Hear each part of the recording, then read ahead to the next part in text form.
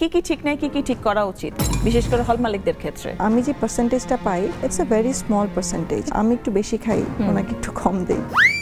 আমি tax pay করছি, but আমি জানি না আসলে তার ট্যাক্স পে করছে কিনা। ই টিকেটিং হলে অনেক কিছু সহজ হয়ে যেত। স্বচ্ছতার একটা জায়গা থাকা উচিত। প্রযোজক হিসেবে ইন্ডাস্ট্রিতে কি বাধা বিপত্তির সম্মুখীন হতে হয়েছে? কিছুটা তো হিকাপস থাকেই, যেহেতু এটা যৌথ প্রযোজনের সিনেমা ছিল, তখন আমাকে তো একটা পারমিশন নিতে হয় মিনিস্ট্রি থেকে, সবকিছু থেকে। ওই সময়টাতে বাংলাদেশের জুলাই আগস্টের আমরা যে সময়টার মধ্যে দিয়ে গিয়েছি, হ্যাঁ, তো ওই সময়টাতে আমি একটু স্টাক ছিলাম, সময় লাগছিল সবকিছুতে। হঠাৎ করে আমাদের ভিসা সংক্রান্ত প্রবলেম হচ্ছিল। আলহামদুলিল্লাহ আমরা সবকিছু গুছিয়ে উঠতে পেরেছি, ঠিকঠাক মতো হয়েছে। যখন আমি সিনেমাটা বানাই তখন আমি জানতাম যে সার্টিফিকেশন বোর্ড তৈরি হয়েছে। So we hadn't thought that okay, যেহেতু এটা সার্টিফিকেশন বোর্ড, তো it will go under category like 13+, 17+, parental গাইডের সাথে, বা 18+ এরকম একটা কিছুতে। বাট সার্টিফিকেশন বোর্ড হলো আমরা তখন ওই সুবিধাটা পাইনি তখন। তো তখন এটা আসলে সেন্সর বোর্ডেই গিয়েছে, মানে সেন্সারই গিয়েছে। ওনারা রিকোয়েস্ট করেছেন আলোচনা সাপেক্ষে যতটুকু, একদম না করলেই না, অতটুকু আমি একটু ট্রিম করেছি। খুব বেশি না, 16 সেকেন্ডের একটা ট্রিমিং ছিল। কিন্তু এই যে 16 সেকেন্ডটা করার ব্যাপারে যতটুকু আসলে, তো যখন আমরা বলি সার্টিফিকেশন বোর্ডে তো আসলে কোনো কিছু কাটা যায় না। তো আপনি যে সার্টিফিকেশন ক্যাটাগরিটা দিয়ে দিতে পারবেন। তো ওই সময়টাতে যে একটা আনশিওর একটা সময় থাকে না, যে আসলে কি হচ্ছে, কি হবে, একটা টেনশন। যেহেতু আমি প্রথমবার প্রযোজনা করছি, I am not in the industry, আর আমি আসলে ইন্ডাস্ট্রির মানুষকে ভাবে চিনি না। তো তখন আমি কতটুকু সাপোর্ট পাচ্ছি বা পাবো, আমি মানে অনেক সাপোর্ট পেয়েছি গভর্নমেন্টের।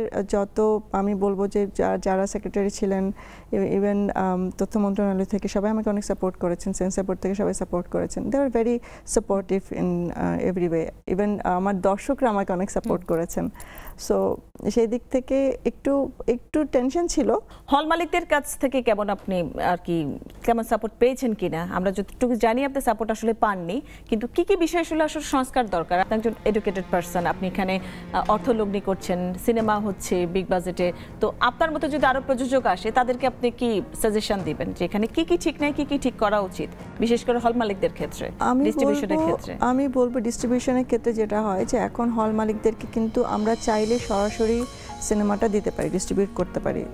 আমাদের এখন যে সেন্ট্রাল সার্ভার থেকে যায় বা যাদের সার্ভার থেকে যাচ্ছে তাদের কাছে আমরা সরাসরি করে কাজটা করতে পারি।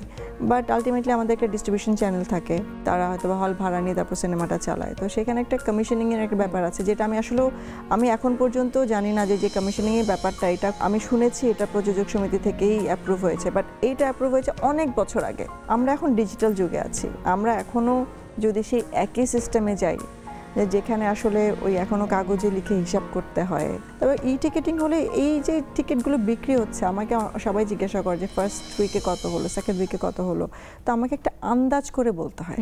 কারণ আমি যে পার্সেন্টেজটা পাই after giving that commissions and everything, it's a very small percentage. এমন হলো যে একটা সিনেমা হলে 500 আসন, তো সেখানে আসলে এখন বললো যে না, ওখানে 300 ফিল আপ হয়েছে, 300 মানুষ দেখেছে।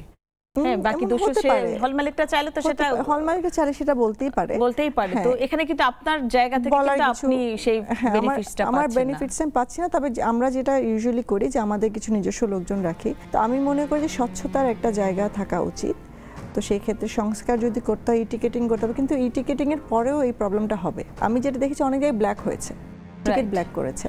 তো এখন আমি যদি অনলাইন থেকে টিকিটটা কেটে আমি যদি ব্ল্যাক করি, ওই পদক্ষেপটা তো নিতে হবে, ব্ল্যাক করাটা বন্ধ করতে হবে। যদি এই টিকিটিং ছাড়া, এই টিকিট ছাড়াই আসলে হলে প্রবেশ করা যাবে না, এটা বন্ধ করতে পারলে কিন্তু অনেকাংশে এটা সলভ হতে পারে। এখন ই টিকিটিং হোক বা ই টিকিটিং না হোক, প্রথমত আমাদের এই নিজেদের মধ্যে যে আছে না, যে মানে আমি একটু বেশি খাই, ওনাকে একটু কম দেই, এই জিনিসটা একটু মানে এটা যদি আমরা একটু কমাতে পারি।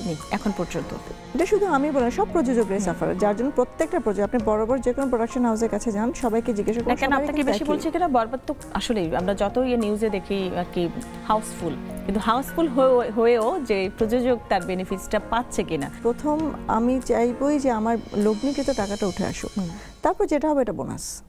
যেটা এটা আমার প্রথম সিনেমা। লগ্নি কি তো টাকা কি উঠে এসছে কিংবা কাছাকাছি? কাছাকাছি আছে ইনশাআল্লাহ, আর খুব তাড়াতাড়ি হয়ে যাবে, খুব শীঘ্রই হয়ে যাবে। আমরা প্রথমে একটা নিউজ দেখেছিলাম যে প্রথম সপ্তাহে টিকিট বিক্রির অর্থ এসছে 22 কোটি টাকা, এর এখন পর্যন্ত সম্ভবত 55 কোটি নাকি আরো ছাড়িয়ে গেছে, কাছাকাছি 55। তারপরেও কিন্তু লগ্নিকৃত অর্থ এখনো উঠে আসেনি, কি বলবেন আপনি? আমি বলবো যে সিস্টেমে যেটা হয় যে পার্সেন্টেজটা একটা প্রপার পার্সেন্টেজ থাকা উচিত প্রযোজকদের জন্য। মাল্টিপ্লেক্স সিনেপ্লেক্স থেকে তো আপনারা সঠিক হিসাবটা পাচ্ছেন? ওটা আমরা সঠিক পাচ্ছি, হ্যাঁ, যেহেতু এখানে ই-টিকেটিং ব্যবস্থা, অনলাইনে টিকেট, এখানে আসলে কারচুপি কিছু নেই, এবং ওনারা ভেরি মাচ ক্লিয়ার যে আপনি কোন অ্যামাউন্টের উপরে পার্সেন্টেজটা পাবেন। সারা বাংলাদেশে ঢাকার বাইরে এবং ঢাকার বিভিন্ন জায়গায় যে হলগুলো আছে সবগুলো যদি ই-টিকেটিং এর মাধ্যমে চলে আসতো, অনলাইনে মানুষ যদি টিকিট কেটে সিনেমা দেখতো, তাহলে কিন্তু আমাদের ইন্ডাস্ট্রি আরো বেশি সমৃদ্ধ হতো। এবং গভর্নমেন্টের উচিত যে এই জায়গাটা একটু কাজ করা, এই জায়গাটা কাজ করলে আপনারও কনফিডেন্সটা অনেক বাড়বে। আপনি আবার সেকেন্ড টাইম অর্থ লগ্নি করতে আপনার ইন্টারেস্টেড হবে না। আমি তো অলরেডি সেকেন্ড টাইমের তো অ্যানাউন্সমেন্ট দিয়ে ফেলেছি। আমার মনে হয় যে যদি সরকার চায়, যদি আমাদের যে কটা জেলা আছে প্রত্যেকটা জেলায় যদি আমাদের সিনেপ্লেক্স বসিয়ে দেওয়া হয়, সিনেপ্লেক্স যদি করা হয়, তাহলে জিনিসটা অনেক ভালো হবে। তখন খুব সিম্পলি আমরা সিনেমা বানাবো, আমরা সিনেমা দিব, এবং আমাদের যে প্রাপ্য আমরা সেটা পেয়ে যাব। তো এটা আর সরকারের জন্য এটা খুব সহজ না যে আপনি আপনার ট্যাক্সটাও বুঝে পাচ্ছেন। আমার কাছে ট্যাক্স কাটা হচ্ছে, বাট আমি জানি না আসলে তার ট্যাক্স পে করছে কিনা। যারা আমরা মুভি দেখতে যাই, একটু ভিডিও করে ছেড়ে দিলাম, একটা রিলস ছেড়ে দিলাম, কিন্তু খুব সহজ। তো এরকমটা তো হয়েছে এবং আপনারা শিকার হয়েছেন, ডিবি অফিসেও গিয়েছেন। তো এই জায়গায় কি কঠোর সংস্কারটা দরকার, আসলে কি করলে এটা আমরা বন্ধ করতে পারবো? প্রথমত এটার সবচেয়ে বড় রেসপন্সিবিলিটি হল মালিক কর্তৃপক্ষ যারা আছেন তাদের উচিত যে এটা হচ্ছে না, এটা এনশিওর করা যে কেউ এরকম ভিডিও করছে না। আমাদের যে অ্যান্টি পাইরেসি যে টিম আছে, তো আমরা তাদের সাথে একটা হোক, সেটা ছোট একটা ফি নিয়েই হোক গভর্নমেন্ট, যে তারা এই সিনেমার কোনো ক্লিপস যদি পায়, যে আমরা সিনেমাটা শুরু করার আগে যদি তাদেরকে দিয়ে দিতে পারি যে তাদের সিস্টেমে চলে আসছে, তো তারা এই রিলেটেড কোনো ক্লিপস যদি পায় তারা ইমিডিয়েটলি এটা নামিয়ে দেবে। তো এটার জন্য আমরা প্রযোজককে পে করতে রাজি আছি। আমি তো একটা মানে অলরেডি একটা কোম্পানির সাথে চুক্তিবদ্ধ এটা নিয়ে, যে ওনারা আমার যে কোনো ক্লিপস আসলে নামিয়ে দেবেন। এবার ম্যাসিভ অনেক ক্লিপস আমরা নামিয়েছি।